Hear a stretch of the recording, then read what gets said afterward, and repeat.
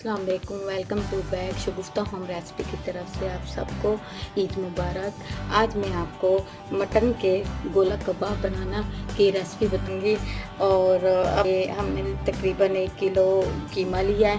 इसमें हम लोग प्याज हमने पीसी है इसको और इसका पानी निकाल दिया और अब हम इसमें ऐड कर रहे हैं। इससे ये सॉफ्ट हो जाता है। और ये अदरक लहसुन का पेस्ट है और ये बेसन है 2 चम्मच।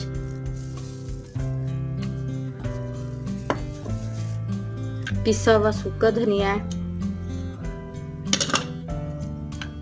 भुना हुआ पिसा हुआ जीरा 1 चम्मच,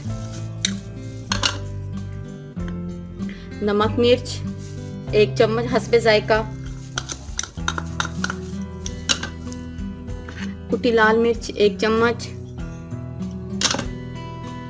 चाट मसाला 1 चम्मच,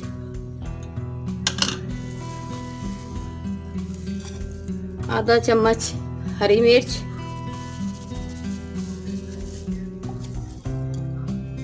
एक चम्मच कटा हुआ धनिया। और इसे सॉफ्ट मुलायम बनाने के लिए हम बटर ऐड कर रहे हैं इसमें तकरीबन 1 से 2 चम्मच।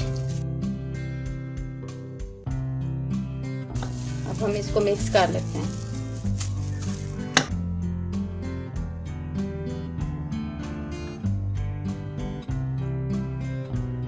तो 1 घंटा या आधा घंटे के लिए इसको मसाले को मिक्स करके रख देंगे, फिर हम इसके गोला कबाब बनाएंगे।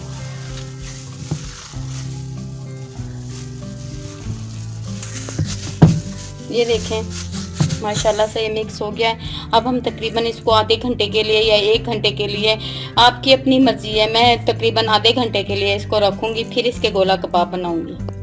चलें जी, अब हम लोगों का ये तकरीबन 30 से 40 मिनट हो चुका है। अब हम इसके गोला कबाब बनाते हैं। ये अब हमने हाथों पे ऑयल लगाया और अब हम बना रहे हैं। ये खाने में बहुत टेस्टी होता है। अब हम इसको इसके अंदर लगाकर, इसके अंदर सुराख इसलिए करते हैं हम लोग ताकि ये मोटा होता है, अंदर तक इसका ऑयल जाए, तो ताकि ये अंदर तक सिक जाए, कच्चा ना रहे।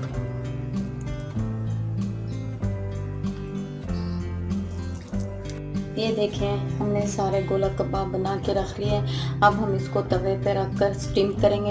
5 से 10 मिनट तक इसको स्टीम करेंगे हम लोग। ऐसे हल्का सा बस घी लगाना, ज़्यादा नहीं, और इसको स्टीम करना है।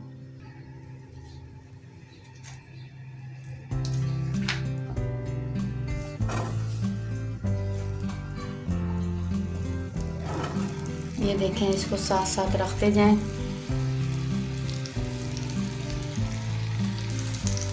इसको हमने हल्की आग पे स्टीम करनी, अंदर तक गल जाए कीमा। हम इसको डीप फ्राई करेंगे। चलिए अब हम इसको ढक देते हैं। 5 मिनट बाद हम पलट देंगे ताकि भाई दूसरी साइड से हो जाए। हमने इसे स्टीम कर लिया है। स्टीम करने के बाद अब हम डीप फ्राई करेंगे इसे। चलें अब ये भी माशाल्लाह देखेंगे फ्राई कर रहे हैं।